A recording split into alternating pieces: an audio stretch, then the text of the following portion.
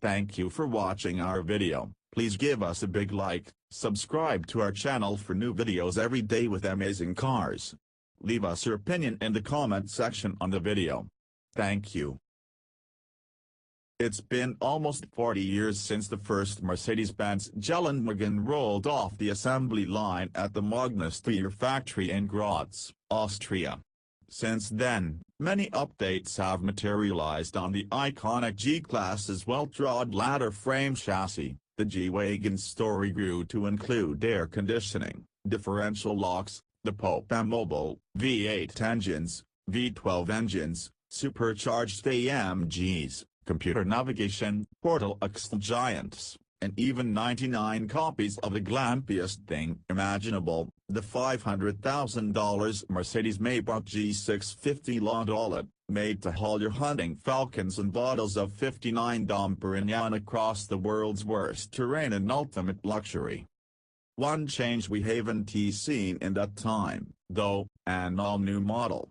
Despite being continuously updated over the decades, nobody at Mercedes ever decided to sit down with a fresh sheet of paper, or, in the second half of its epic run, a blank computer screen, to try to, for example, dial out the horrifice worst twin noise at highway speeds, or make the ride a little less militaristic. In some ways, you can't blame Daimler for not trying. The G-Class isn't a typical Merc, replete with luxury touches like pipe in cabin scents, serving the fickle demands of a wealthy clientele and subject to the ever-changing whims of modern automotive design. It's an off-road vehicle above all else, the most utilitarian thing the company has ever made. All right angles and 0.55 coefficient of drag, beaten in its lousiness there by only the Hummer H2. It's functional, iconic, and adored. It's absolutely, indisputably special, and its first generation deserved every minute of its 40-year run. Six-wheeled monstrosities aside, perhaps. But the time has come for a new version. After all, you can only cling to a Carter-era foundation for so long, particularly when you have an engineering bench as deep as the one in Stuttgart.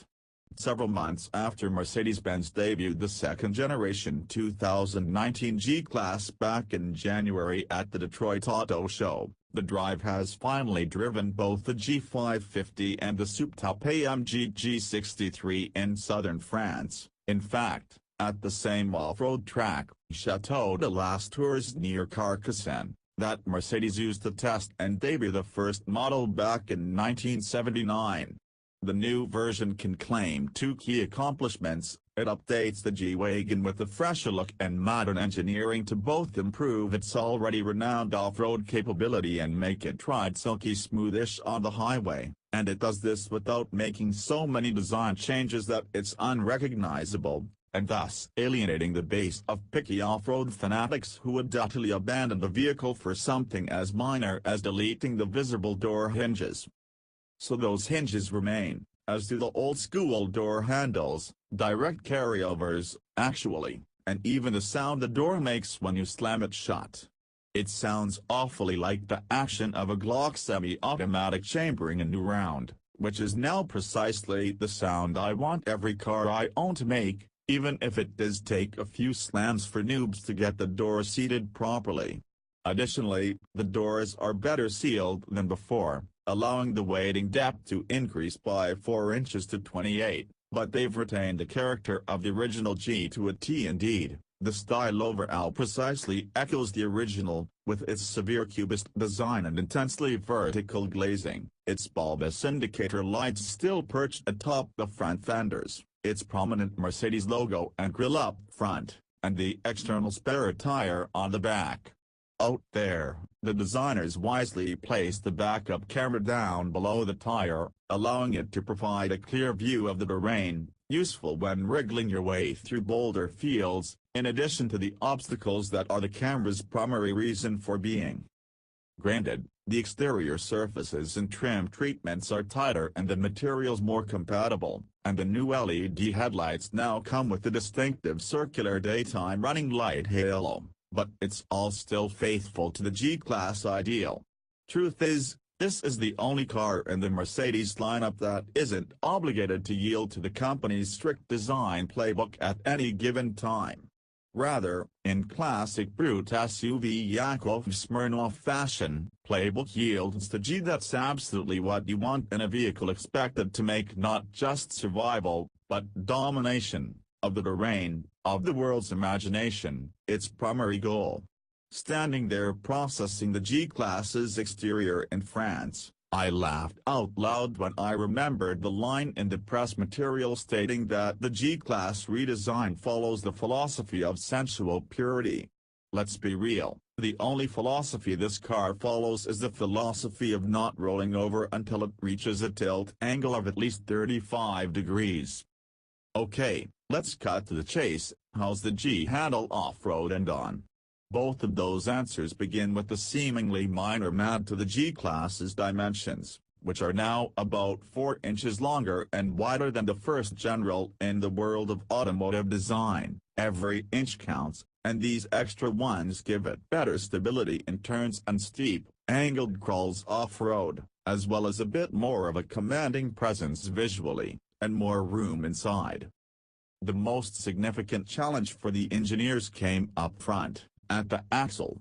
The independent suspension and double wishbone front axle, combined with the rigid rear axle, meshes both traditional ruggedness with the need for modernization.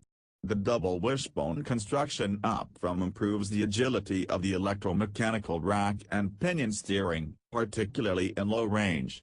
The axle also sits 6.0 mm higher than its predecessors, improving ground clearance to 10 inches.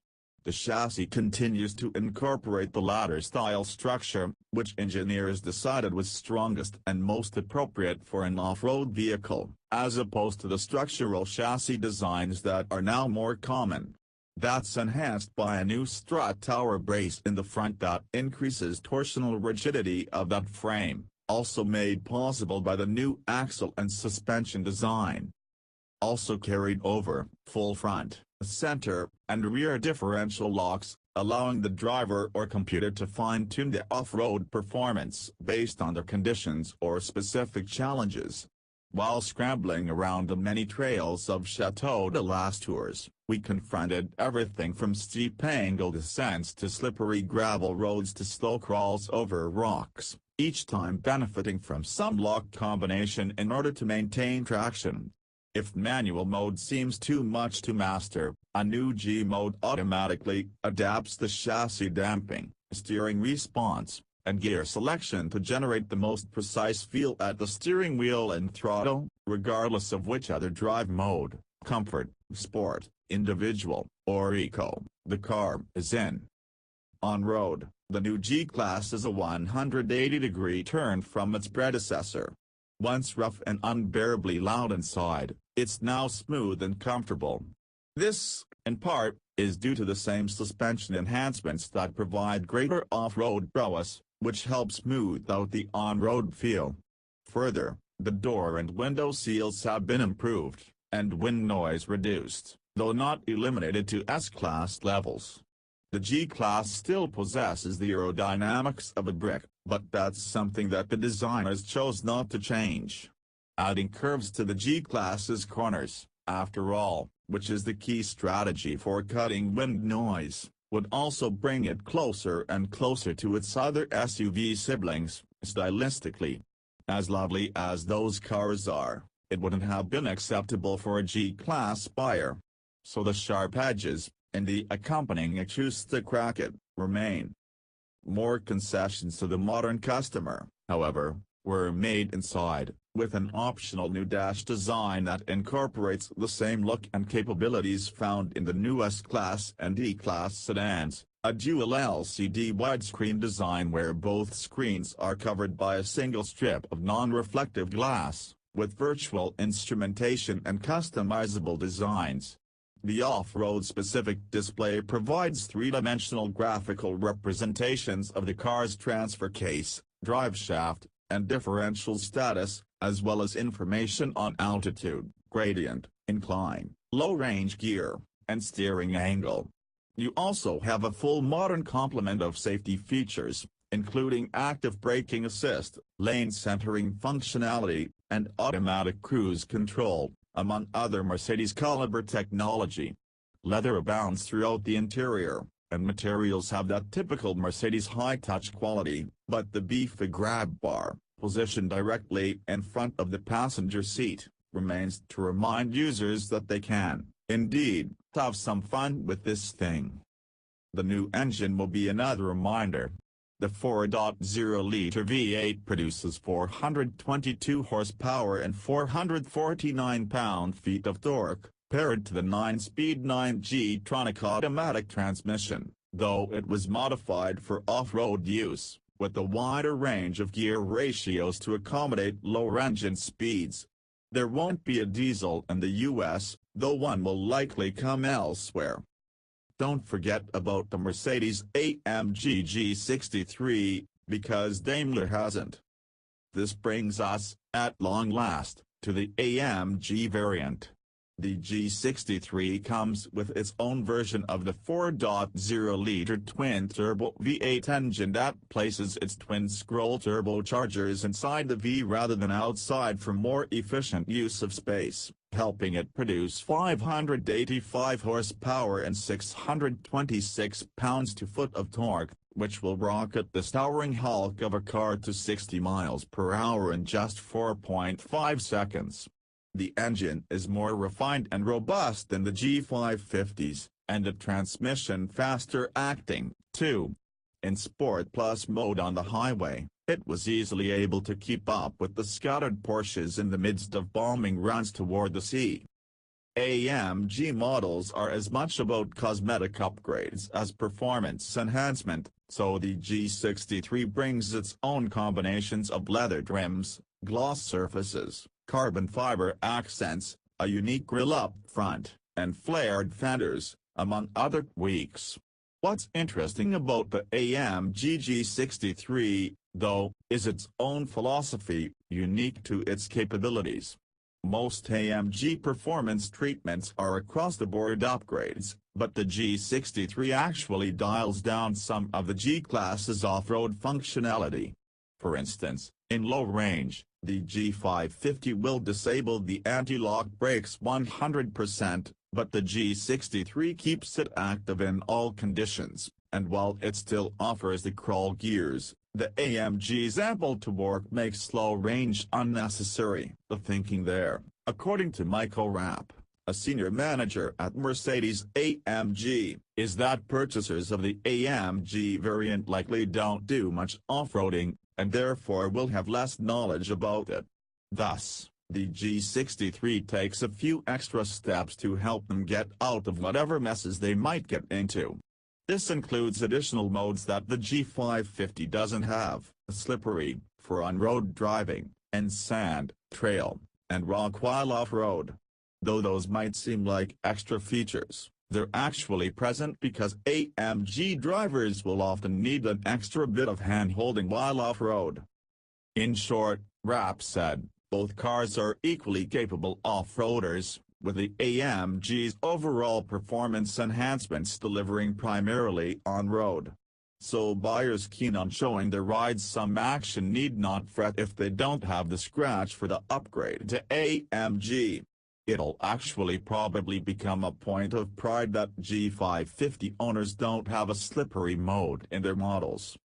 Another distinction of interest to enthusiasts at this point, though of no practical impact here in the U.S., is that Mercedes will discontinue the production of the G-Class Professional variant, a stripped-down version with smaller engines, more practical interiors, and without any of the electronic off-road interventions that Daimler sells in other markets around the world.